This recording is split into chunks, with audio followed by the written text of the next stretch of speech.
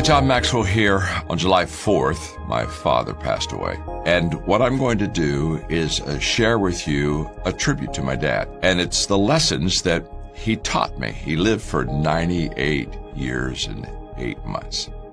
Another thing Dad taught me was to give God the credit. What he taught me well was the fact that that God is the source. And he taught all of us as children that every good and perfect gift comes from God. And so that you have to understand that I'm not the source. God is the source.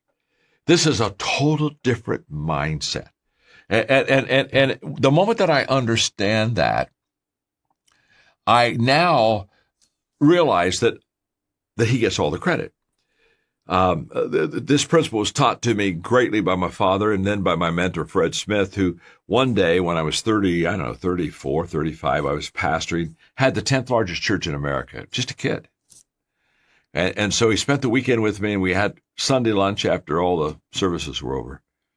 And he sat down with me at the Brigantine Restaurant in La Mesa, California.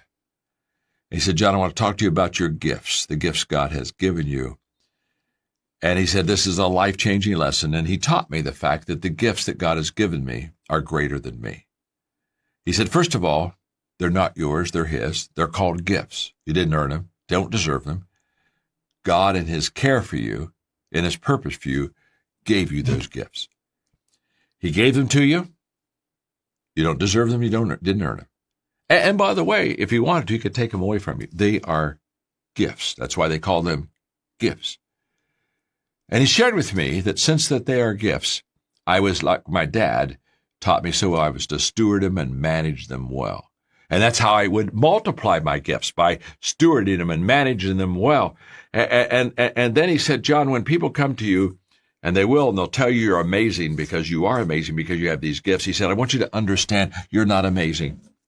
It's your gifts that are amazing. They don't realize it. They're complimenting you because they don't separate you from the gifts, but they should.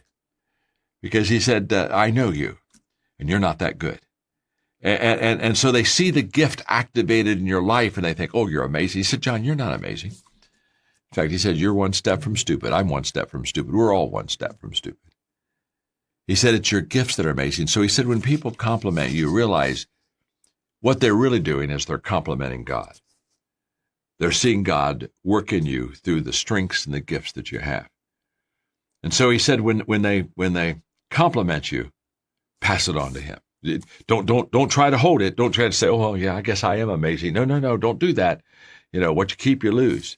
So just pass it on. And even to this day, when I speak and I'm done and thousands of people have heard me and they're on their feet giving me a standing ovation as I wave to the crowd and go off the stage, I look at God and say, they're applauding you. They're not applauding me. I just happen to activate the gift that you gave me. You just always understand he's the source. Here's what I want you to know. If you know he's the source, you'll always give him the credit. The moment you get confused and think it all begins with you, you'll start wanting credit for yourself, and that just causes all kind of leadership train wrecks. Give God the credit.